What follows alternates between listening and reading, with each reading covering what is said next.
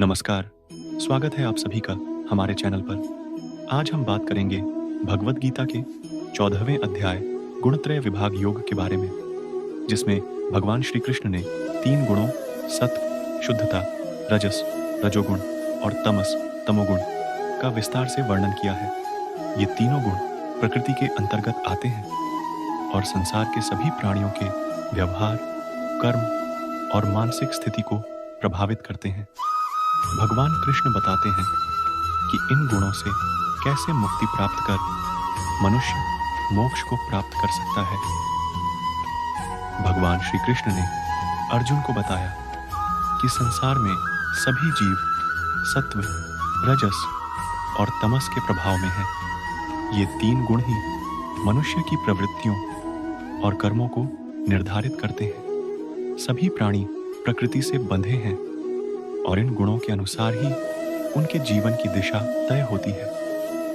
सत्व गुण शुद्ध, प्रकाशमय और ज्ञान से युक्त होता है। यह मनुष्य को शांत, संतुलित और सात्विक जीवन जीने के लिए प्रेरित करता है। यह गुण आत्मा को उच्चतर स्तर पर ले जाता है और मोक्ष की ओर अग्रसर करता है। सत्व गुण में बंधा व्यक्ति सुख, शांति और संतोष का अनुभव करता है, लेकिन यह गुण भी बंधनकारी हो सकता है, क्योंकि इससे व्यक्ति शुभ कर्मों और ज्ञान के प्रति आसक्त हो सकता है। रजस गुण व्यक्ति को कर्म, इच्छाओं और कार्यों में लिप्त करता है। यह गुण अशांति, तृष्णा और भोग विलास की ओर प्रेरित करता है।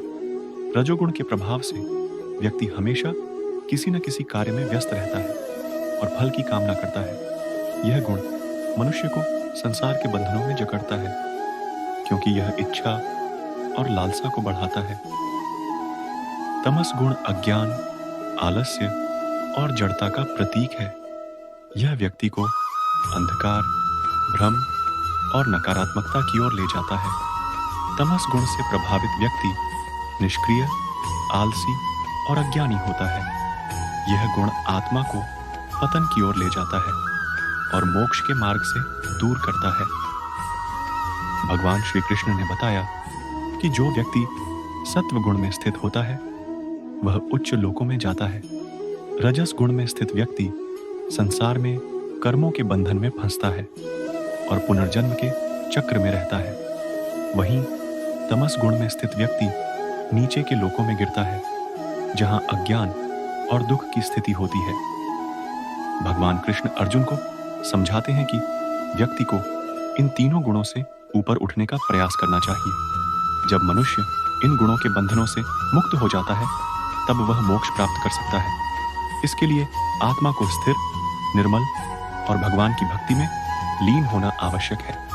जो व्यक्ति सत्व, रजस और तमस के प्रभाव से परे होता है, वही सच्चे ज्ञान का अनुभव करता है और भगवान के परम धाम को प्राप्त करता है। श्री कृष्ण ने गुणातीत पुरुष, वह व्यक्ति जो तीनों गुणों से परे है, के लक्षणों का वर्णन किया। गुणातीत व्यक्ति सभी गुणों से परे रहता है। वह न सुख में आसक्त होता है, न दुख में विचलित। वह सभी स्थितियों में समान दृष्टि रखता है और वह अपने कर्तव्यों का पालन बिना किसी आसक्ति और फल की इच्छा के करता है।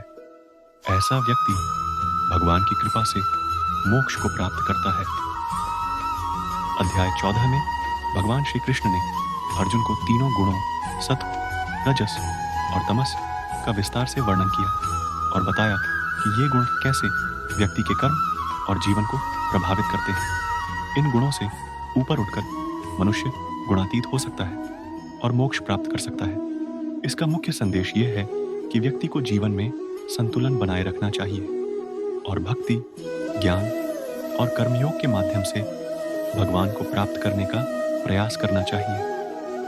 यदि आपको यह वीडियो पसंद आया हो तो इसे लाइक करें, अपने दोस्तों के साथ शेयर करें और हमारे चैनल को सब्सक्राइब करें, ताकि आप हमारे अगले वीडियो की सूचना पा सकें। हम आपके सुझावों का स्वागत करते हैं, तो कृपया कमेंट सेक्शन में अपनी राय दें। अगले वीडियो में फिर मिलते हैं। तब तक के लिए जय श्री कृष्ण।